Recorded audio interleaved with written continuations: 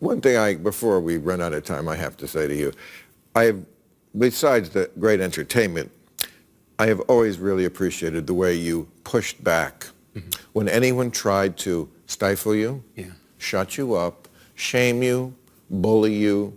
They tried it with the last one, with Once Upon a Time in the Hollywood, some bullshit about Margot Robbie doesn't have enough lines. And you do what I wish other people would do. Instead of apologizing like a little pussy, you say, I don't agree with your assessment. If somebody brings up something that actually is legitimate, I'll even have a conversation with them about it because I'm actually into interesting thought, and I don't have to even agree with you. Oh, but that's an interesting point. Right. That's an interesting point. But, there has become a thing that's gone on, it seems like in this, especially this last year, where, what's the word I'm looking at? Ideology is more important than art. Way more, certainly to the awards. Yeah. And it's just, it's like, ideology trumps art. Ideology trumps individual effort. Ideology trumps good. Ideology trumps entertaining. There's two kinds of movies, virtue signalers and superhero movies.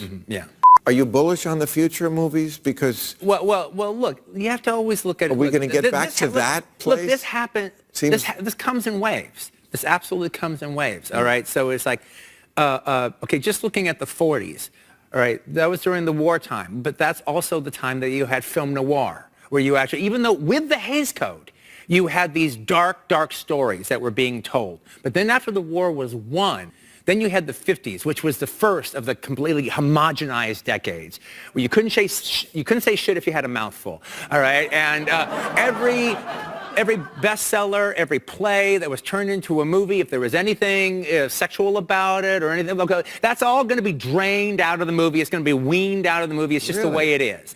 And then, to me, it's one of the worst decades in Hollywood is the 50s.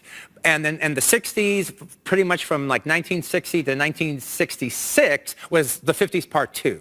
But then what we think of as the 60s starts in about 67, and that's when New Hollywood comes out.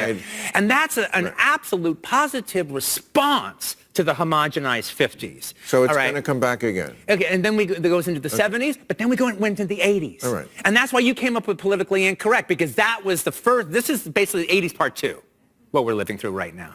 Well, I'll just take one more go at it. There's going to be a new golden age. Please be there and part of it. All right. Great to see you again.